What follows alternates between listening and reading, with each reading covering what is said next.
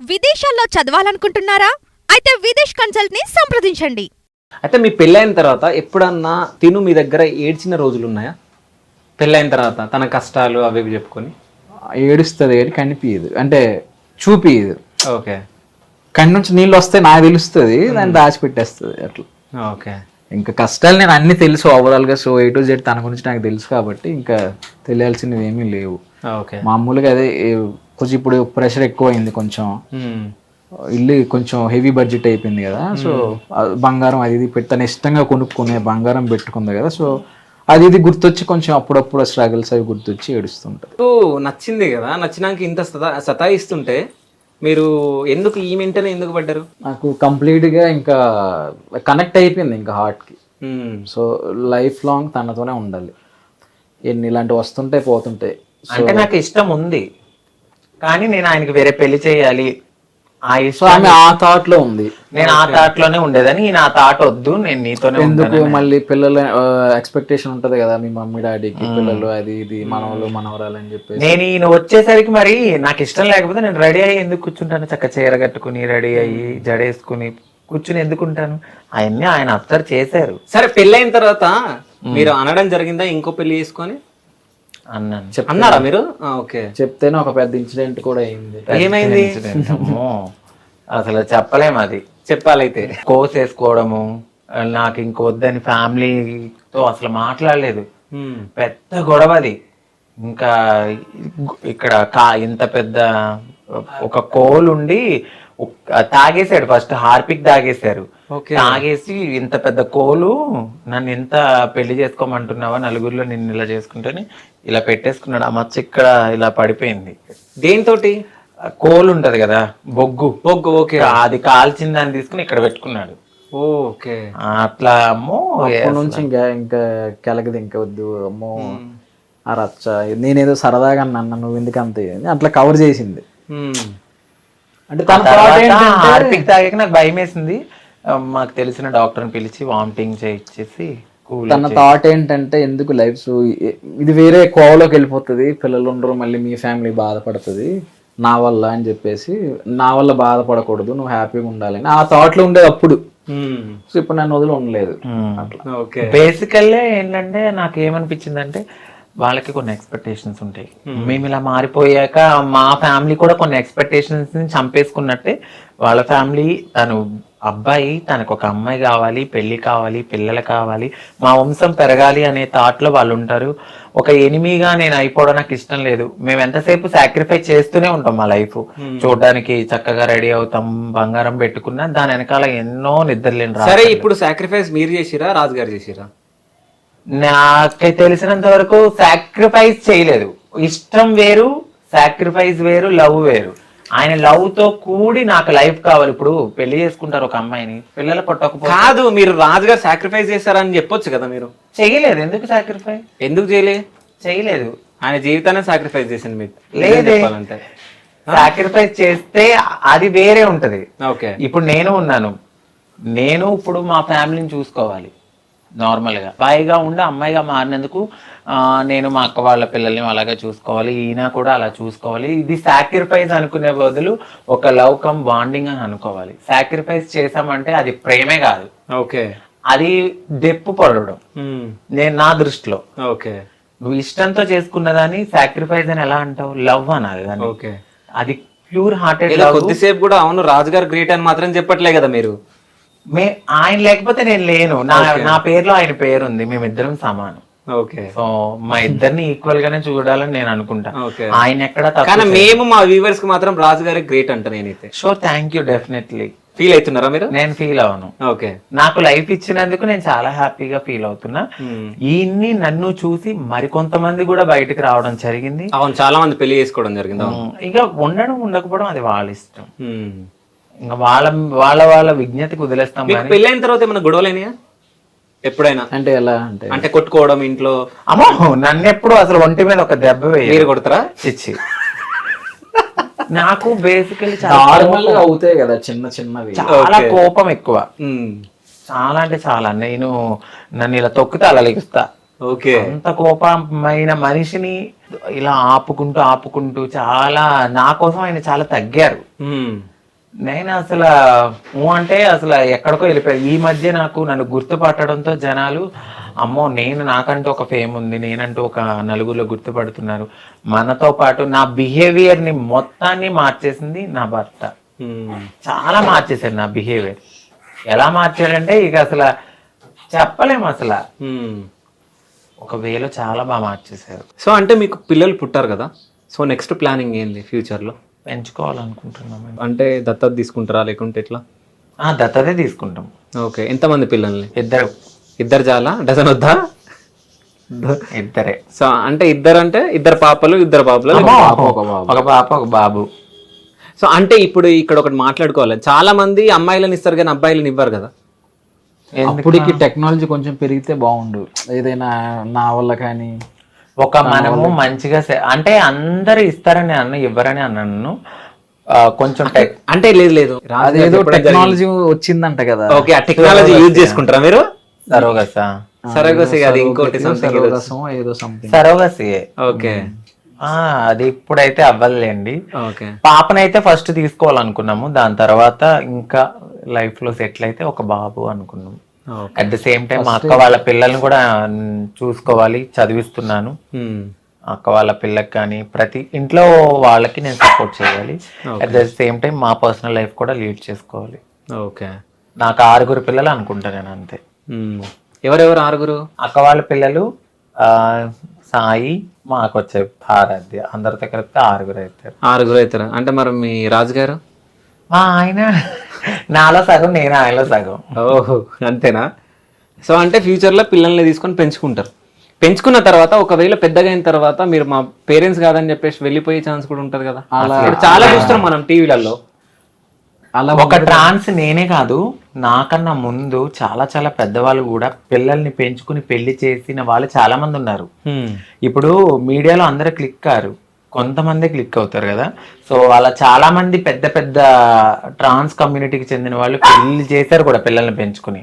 వాళ్ళు వదలకుండా అలాగే ఎలా ఉన్నారు. ఒక అవగాహనతో ముందుకు వెళ్తున్నాం మేము. ఒక విత్తనాన్ని పెంచి పోషించి దాని కాయలు వచ్చే వరకు ఉన్న వాళ్ళు అల్లారు ముద్దుగా మేము చూసుకుంటాం ఖచ్చితంగా. మనం పెంచే వాతావరణం కూడా చాలా చాలా చాలా బాగా పెంచుతాం వాళ్ళని. సో డెఫినెట్లీ వాళ్ళు మమ్మల్ని వదిలి వెళ్ళరు. ఒక ట్రాన్స్ ఇది మా అమ్మ కాదు అని చెప్పిన వాళ్ళు ఎవరు బయటకు రాలేదు ఇప్పటి వరకు. నార్మల్ గా ఒక అమ్మ నాన్ని పెంచి పెద్ద చేసి వదిలేసి ఓల్డేజ్ హోమ్స్ ఉన్నాయి, కానీ ఒక ట్రాన్స్జెండర్ కు ఓల్డేజ్ హోమ్ ఎక్కడుంది? మాకు మేమే స్ట్రాంగ్, అంతే. ఒకవేళ అలా వదిలి వెళ్ళినా కూడా వాళ్ళు ఎక్కడున్నా బాగుండాలని మనస్ఫూర్తి కోరుకునే తల్లి మనసు మాది కూడా. సో రాజుగారి కంటే ముందు మిమ్మల్ని ఎంతమంది లవ్ చేశారు? లేదండి, అస్సలు నా మైండ్ మీరు కాదు, మిమ్మల్ని ఎంతమంది లవ్ చేశారా అని అడిగా. ప్రపోజల్స్ వచ్చాయి కానీ నేను అసలు ఎంత ప్రేమించడం యాక్సెప్ట్ చేయలేదు. ఆ నిమిషం ఉండే ఎలా ఉంటారో మనకు తెలియదా చెప్పండి. నేను అసలు ఎప్పుడు పట్టించుకునేదాన్ని కాదు. ఓకే. వాళ్ళ పెదవులు ఒకటి చెప్తే వాళ్ళ చూపు ఒకటి చెప్తుంది, అప్పుడే అర్థమైపోతుంది. సో అంటే మీకు అర్థమైపోతుంది ఎవరేంటి అనేది అసలు. ఓకే. సో మీకు పాస్ట్ లవ్ ఏమైనా ఉందా? పాస్ట్ లవ్ అంటే ఏమంటారు దాన్ని? ఉందంట, లవ్ అన్నారు దాన్ని. ఇప్పుడు మామూలుగా అమ్మాయిల వెనక్కి తిరగడం అది జరుగుతుంది కదా, అవి జరిగితే ఎవరికైనా ఎవరి లైఫ్ లోనే జరిగేది. అది దాన్ని లవ్ గా పరిగణించడం అనేది నేను ఒప్పుకోను. దాని లవ్ అని పిలవరు. లవ్ కు ఒక విలువ ఉంటది, సాక్రిఫైస్ ఉంటది, లవ్ ఉంటది, అది వేరే ఫీలింగ్ అది. సో ఆ తిరగడాన్ని ఇది లవ్ ని ఒకటి చేయలేం. ఓకే. సో ఏమంటారు అది ఏదో టైప్ టైప్ అది. ఓకే. అంటే మొత్తానికి అయితే మీరు ఏదో బెదిరించో ఏదో చేసి మీరు పెళ్లి అయితే చేసుకున్నారు, అంతేనా? ఎవరిని బెదిరించి? బ్లాక్ మెయిల్ చేసి? అలా లేదు, ఫుల్ తన మనస్ఫూర్తిగానే జరిగింది. అది నా కొంచెం ఇబ్బందిగా అనిపించింది. ఓకే. కొంచెమే తాగానులేండి, అప్పటికే తలుపులు కొట్టేసి తీసుకొచ్చేసరి. ఓకే. ఎక్కువ తాగితే ఏమయ్యేదో కానీ కొంచెం వెళ్ళింది. అంటే మీ మీద ఎంత లవ్ ఉంది కదా రాజుగారికి. సో అంటే ఒకవేళ మీరు నో చెప్పిన ఉంటే ఏమైతుండే రాజుగారు? అంటే ఎప్పుడన్నా ఒకసారి ఊహించుకున్నారా మీరు అది? అంటే లవ్ చేసి మోసం చేసి వదిలేస్తే ఆయన వేరే డిప్రెషన్లోకి వెళ్ళిపోయి ఉండే. ఒకవేళ నేను అలాగే గనక లవ్ చేయకుండా కంటిన్యూగా అలా అనుంటే మేబీ ఎవరైనా లీవ్ చేసి వదిలేస్తారు కదా, బాధపడుతూ నేను అలాగే అనుకునేదాన్ని. కానీ లవ్ చేసి మోసం చేసి వదిలేస్తే తప్పు. ఓకే. సో అంకిత గారు ఫస్ట్ అబ్బాయి లాగా ఉన్నప్పుడు ఎలా ఉండే, ఏ హీరో లాగా ఉండే, నిజం చెప్పండి. సరే మీరు చెప్పకండి, సో రాజు గారు చెప్తారు. హీరో లాగానా? జస్ట్ అంటే హీరో లుక్ అని ఉండే. అంటే ఇందాక మీరు చూసారు కదా, మీకు ఏమైనా అనిపించిందా ఏదైనా హీరో విజువల్ ఎట్లా వెళ్ళిందా? కనిపించింది నాకు, రాజు గారు లాగా అనిపించారు. నిజమా? అవును, కొంచెం ఫేస్ కట్. మా వారు విరాట్ కోహ్లీలా కనపడతారు. అవును, కొంచెం లుక్ ఉంది. అవును, అదే ఉంది. అవును, కానీ అంటే మీకేమన్నా అనిపించిందా, ఎవరి లుక్ లాగా అనిపించింది అంకిత గారి ఫోటో చూస్తే? అబ్బాయి లాగా? నాకు హీరో లుక్ లో నాకు వేరే వాళ్ళతో కంపారిజన్ రాలేదు. హీరోయిన్ లుక్ వచ్చిందా ఏంది? లేదు, నేను ఎప్పుడు చూసానో తెలుసు ఆ ఫోటో. నాకు తెలిసి ఆయన అసలు ఆ ఫోటో ఒకప్పుడు ఇక్కడ ఉండే, అది నార్మల్, అసలు వద్దు ఆ ఫోటో నేను చూడను. ఓకే, నాకు ఇష్టం లేదు అలాంటిది, నేను చూడను. నేను ఎలా చూశాను, నన్ను ఒక అమ్మాయిగా చూశారు ఆయన. ఆయన థాట్ అట్లనే ఉంటది. ఆ ఫోటో అప్పుడు అక్కడ పెట్టడానికి అక్కడ కారణమైంది. ఓకే, అంటే తీపిచ్చేసిండు. కొద్ది రోజులు దాన్ని రివర్స్ కూడా చేసి పెట్టా ఆ ఫోటోని, మళ్ళీ ఎవరు మళ్ళీ తిప్పారు దాన్ని. ఓకే, అయితే అబ్బాయి నుంచి అమ్మాయిగా చేంజ్ అవ్వాలంటే చాలా కష్టం, అవునా? ఎన్ని స్ట్రగుల్స్ పడ్డారు మీరు? నేనైతే ఫస్ట్ ఒక వివక్షత అనేది మనం ఎదుర్కొంటామని మనం ఫస్ట్ పెట్టేసుకోవాలి. మనం ఎప్పుడైతే మారుతామో అప్పుడు ఫ్యామిలీ లైఫ్ని, పర్సనల్ లైఫ్ని ప్రతి ఒక్కటి సాక్రిఫైస్ చేయాలి. ఇంకా ట్రాన్స్ కమ్యూనిటీతోనే బ్రతకాలి, అది మైండ్లో పెట్టుకోవాలి. ఇంకొకటి, డబ్బు కోసం అయితే మేము అసలు ఆ మైండ్ సెట్తో రాము. మేము నార్మల్గా ఒక అమ్మాయిగా మారాలి, మేము ఇది అని తెలుసుకుని అందరినీ దూరం చేసుకుని కమ్యూనిటీలో రావడము, గ్యాదర్ అవ్వడము. తర్వాత ఇంకా యాజ్ యూజువల్ ఇంకా అందరూ వదిలేసిన తర్వాత మన దగ్గర ఏముంటది, భిక్షాటన చేసుకోవాలి. ఫస్ట్ భిక్షాటన తర్వాత మీకు ఇంకా ఆప్షనల్గా అన్నీ ఇస్తారు, సెక్స్ వర్క్ ఇలా అన్నీ ఉంటాయి. మనం తీసుకునే దాన్ని బట్టి ఉంటది. అంటే మీకు ఆప్షనల్ గా ఇస్తారా? అంటే అంటే ఎవరిని ఎవరు ఫోర్స్ చేయరు నాన్న, మనకుండే వృత్తులు ఇవి, మనం ఇవి తప్ప మనం ఏమి చేయలేం, మీ ఇష్టం, మీరు చేయగలను, మీరు ఉండగలను, మేము అమ్మాయిగా మారాలి అనుకుంటే మనకి ఈ ఆప్షన్సే ఉన్నాయి. లేదు మేము లైఫ్లో జాబ్ చేసుకుని బ్రతకాలనుకుంటే మీ ఇష్టం అని చెప్తారు. ఓకే, ఎవరికి నచ్చింది వాళ్ళు చేసుకుంటారు. నేను బెగ్గింగ్కే వెళ్ళాను. అంటే మీ దాంట్లో బెగ్గింగ్ వెళ్ళే వాళ్ళు బెగ్గింగ్కి వెళ్తారు, సెక్స్ వర్క్ వెళ్ళే వాళ్ళు సెక్స్ వర్క్ వెళ్తారు, ఇంకేముంటాయి వర్క్ సార్? షాప్ ఓపెనింగ్స్, ఈ 3 ఇంకేమైనా ఉంటాయా? అంతే. సో అంటే మీలో చాలా మంది ఎడ్యుకేటెడ్ పర్సన్స్ ఉన్నారు, చాలా మంది కదా. సో వాళ్ళని ఎప్పుడైనా మీరు అప్రోచ్ అయినప్పుడు ఏం చెప్తారు వాళ్ళు మీకు? అంటే సెక్స్ వర్క్ అది వద్దు అని చెప్పారా? లేదు, యాక్చువల్లీ MBA అయిపోయింది కాబట్టి నాతో ఏం చెప్పారంటే, జాబ్కి నేను ట్రై చేశా. ఇక్కడ గచ్చిబౌలిలో అప్పట్లో లేడీస్కి సంబంధించి జాబ్స్ గురించి అని చెప్పి ట్రాన్స్ కూడా తీసుకున్నారంటే కొన్ని ఇంటర్వ్యూస్ అటెండ్ అయ్యాము. ఆ జీతం వచ్చి 7,000 అట్లా ఉంటది. ఆ 7,000కి నేను ఎలా బ్రతకాలి? ఇప్పుడు ఒక ఫ్యామిలీతో కలిసి ఉండే నేనైతే ఆ 7,000కి నేను బ్రతకగలను, ఆ 7,000లో నేను బ్రతకలేను. నేను ఇటు సర్జరీలు చేయించుకోవాలి, ట్రీట్మెంట్స్ తీసుకోవాలి, హార్మోన్స్ తీసుకోవాలి, థెరపీస్ తీసుకోవాలి, అన్నీ ఉంటాయి మాకు. ఇవన్నిటి మీద 7,000కి నాకు అవ్వదు కదా, రెంట్ ఎక్కడ కట్టుకోవాలి? నేను ఈ వర్షంలో వెళ్తానంటే ఆ 7,000కి ఎక్కడ రెంట్కి ఇస్తారు? ఇంక నేనేం చెయ్యాలి? ఆప్షనల్గా నాకు అవ్వద్దు. సో నేను బెగ్గింగ్కి వెళ్తాను, నేను ఎంతో కొంత తెచ్చుకుంటాను. అలా నేను బెగ్గింగ్కి అయితే మాకు ఫస్ట్ ఆఫ్ ఆల్ అన్ని డోర్లు మూసేసుకున్న తర్వాత ఈ వేనే మేము వెళ్తాం. కావాలని అయితే ఆ వేకి అసలు వెళ్ళాలనుకోం. సో మీ ఖర్చు అంతా ఎవరు భరించారు? రాజు గారా? లేదు, తనే మొత్తం. ఆయన నా లైఫ్ లోకి రాకముందే, నేను అన్ని అయిన తర్వాతే ఆయన నాకు లైఫ్ లోకి వచ్చారు. దాని తర్వాత అసలు మీకు ఎప్పుడు మనీ పెట్టలేరా హాస్పిటల్కి? ఇంకేం లేదే. పెళ్లి తర్వాత ఏం చేసుకోవాలి ఇంకా? ఓకే, ఆయన రాకముందే నేను అన్ని నాకేమేమి అవసరం అన్ని చేయించేసుకున్నాకనే ఆయన నా లైఫ్ లో చూసాను అప్పుడు. ఓకే, అంటే ఇప్పుడు సర్జరీ చేయించుకున్న తర్వాత పెళ్లి తర్వాత ఏమైనా ప్రాబ్లమ్స్ వచ్చినాయా మీకు? రాలేదండి. ఓకే, అంటే వస్తాయా ఎవరికన్నా? ఓకే, అలా వచ్చి చనిపోయిన వాళ్ళు కూడా రావచ్చు. అది లైఫ్ స్పాన్ ఏంటంటే ఇన్ని సర్జరీలు అయితే బాడీ తట్టుకోలేదు కదా. ఎనాస్థేసియా ఎక్కువ తీసుకునే కొలది మన బాడీ కంట్రోల్ అనేది మనలో ఉండదు. ఇప్పుడు నేను చూడడానికి కొంచెం దిట్టంగా ఉన్నానా, నాకు ఆ చేతిలో ఓపిక గానీ అంత తక్కువ ఉంటది.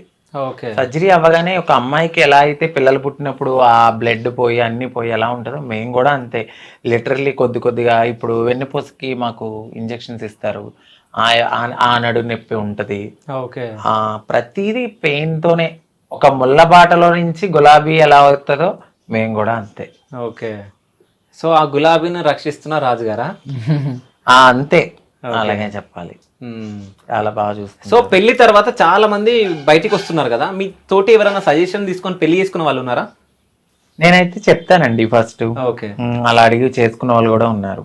ఓకే. కానీ మీడియా ముందుకు రాని వాళ్ళు కూడా ఉన్నారు, అంటే అక్కడక్కడ చేసుకుని. సో నేనైతే ఒకటే చెప్పా, అండర్స్టాండింగ్ తో చేసుకోండి. గొడవలు అవుతాయి, ఇప్పుడు వైఫ్ అండ్ హస్బెండ్ అన్నాక గొడవలు అవుతాయి. త్వరగా దేనికి అట్రాక్ట్ అవ్వద్దు. ఒక ఫస్ట్ ఫ్యూచర్ గోల్ ఎక్కువ పెట్టుకోండి. లవ్ చేసాము అంటే దానికి తగ్గట్టు చాలా ఉంటాయి. అన్ని గమనించి అన్ని చూసి అన్ని చేసి చేసుకోండి. ఒకరినొకరు అర్థం చేసుకున్నాక ఇంకా మేము చేసుకోవాలి అనుకున్నప్పుడే చేసుకోండి.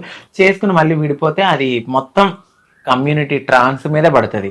ఇప్పుడు ఒక అబ్బాయి తప్పు చేస్తే అబ్బాయిలు అందరి మీద తప్పు వేయరు, ఒక అమ్మాయి తప్పు చేస్తే అమ్మాయిలు అందరి మీద చేయరు. కానీ ఒక ట్రాన్స్ ఎవరో ఒకరు చేసేదానికి ఈ ట్రాన్స్జెండర్లు అంతా ఇంతే. ఓకే.